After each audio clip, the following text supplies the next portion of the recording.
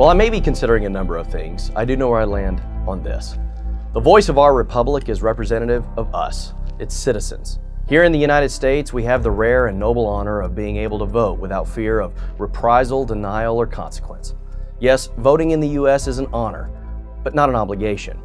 No one will arrive in a van and drag me to a polling station, nor will I be bullied or berated while I'm there.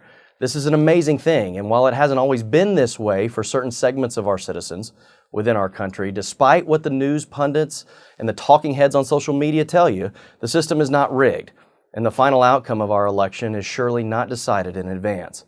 Our system works, our voices can be heard, and through our votes, change can happen, for better or for worse. Our right to vote is truly a precious thing.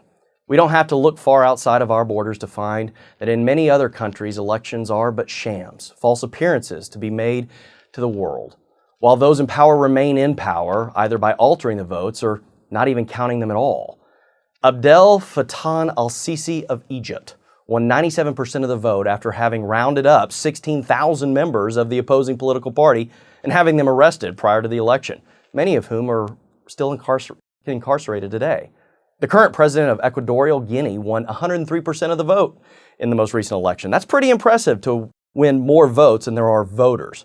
And while our system may be far from perfect here in the U.S., so many of us don't recognize what we have and how blessed we are to have it. All too often, we don't even exercise the right that so many don't have or have had taken away. In the United States, we hold as punishment for felonies the loss of the ability to vote, in perpetuity and forevermore. If you're convicted of the crime, you in essence lose your voice. And while some may believe that this is too harsh of a sentence, it's one of our deterrents built into our justice system. And yet, many of us have willingly given up our vote voluntarily.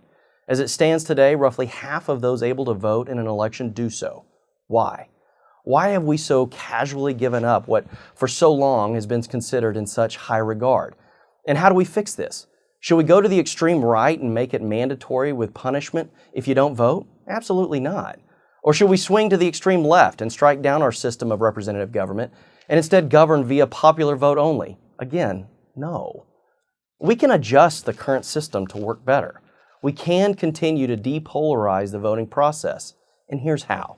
First, let's remove the straight line political party option from the ballot and instead require those that wish to vote to do so by actually taking the time to check the box next to the candidate's name in which you want to cast your vote.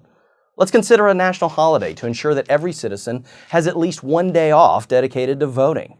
Let's fix the absentee ballot system.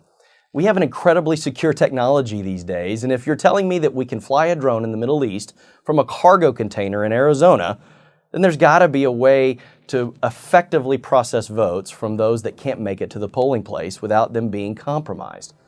At the very least, let's be sure that those who want to vote can, in a manner conducive to their situation. Regardless, vote. Be a responsible citizen and voice your opinion. And if you're not willing to do that, then do us all a favor and keep your mouth shut when it comes to your complaints. If you're not willing to show up, then I don't want to hear about your opinions. Finding myself somewhere in the middle, I'm Seth Denson.